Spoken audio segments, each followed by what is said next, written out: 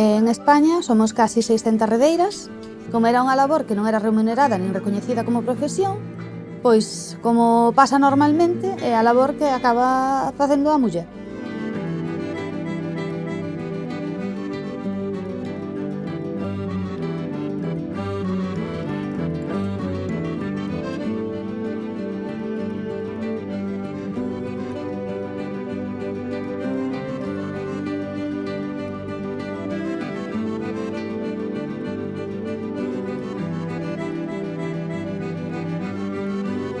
A realidade é que as redeiras somos insustituíbles.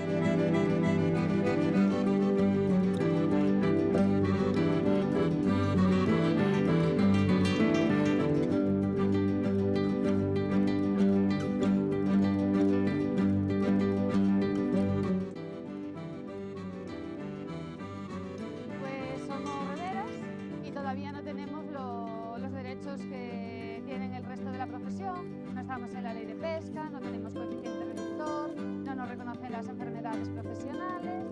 Entonces, siempre dicen que es porque no se nos ve. O sea, que no se nos ve, vamos a Mallorca, que nos vean.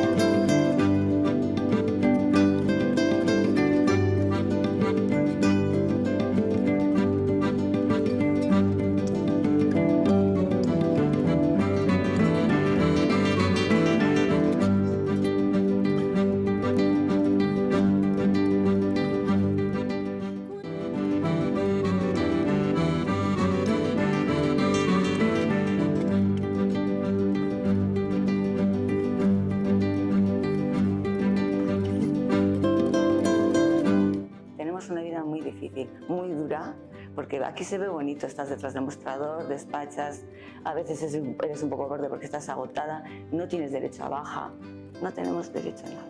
Es una vida complicada, por eso no tenemos relevo. Nadie quiere esta vida, no tienes un sábado, no tienes un domingo. Un momento, temos que ir reivindicalo non só nada. Que nos den o coeficiente, que nos deixen estar nas mesas de toma de decisións.